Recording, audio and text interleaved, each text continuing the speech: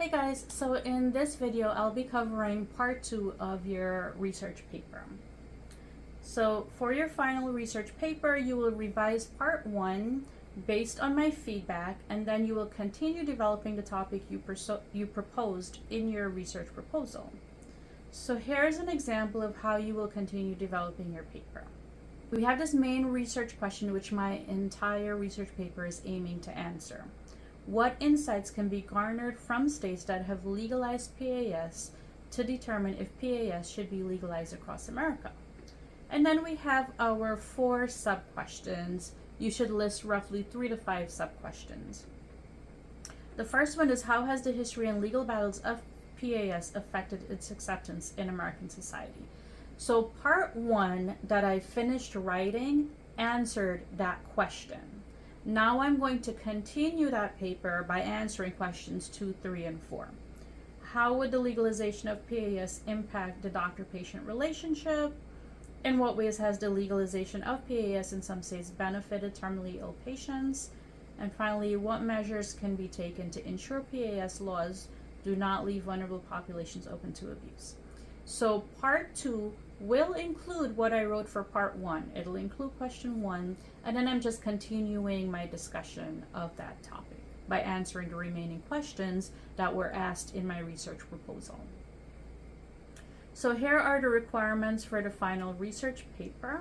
Your essay length should be 8 to 10 pages, and that includes what you have written for part 1. It does not include your cover page and your reference page. So when I say 8 to 10 pages, I mean 8 to 10 pages of text, including what you have already written in part 1. You must use at least 8 sources in this essay.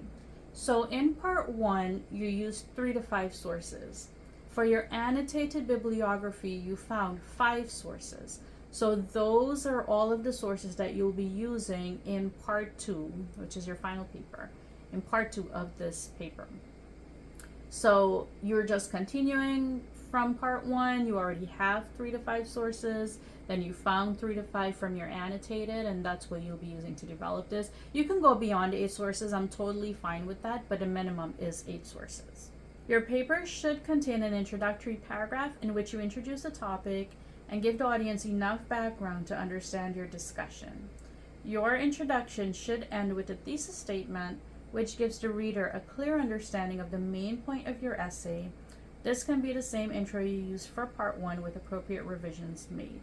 So feel free to adapt the introduction that you had for part 1 of this paper, and whatever little tweaks you need to make to reflect the new direction of part 2, that's fine. Do not discuss one article in its entirety first, and then move on to the next article. Your sources should be synthesized throughout like we did for paper 1, and also for part 1 of this paper.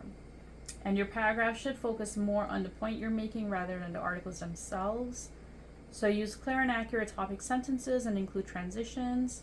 It's okay if you don't synthesize in every single body paragraph, because this is a much longer paper, but the majority of your essay should be a synthesis. So if you have like 7 or 8 body paragraphs, 6 of them should be synthesized throughout.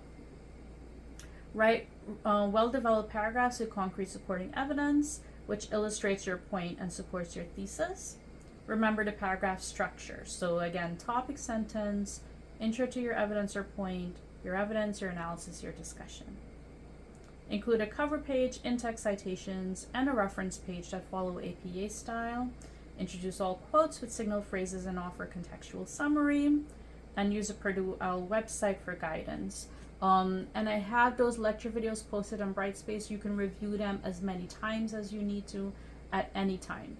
If you're looking for a video and you can't find it, send me an email. I'll send you the video. If you have a question that's not covered in any of the lecture videos, send me an email and I'll respond, or we can set up a meeting to discuss it. Your work should be typed double-spaced Times New Roman, size 12 font. Ensure your spelling throughout is correct and your essay follows standard grammatical conventions, and write in past tense when referencing your sources.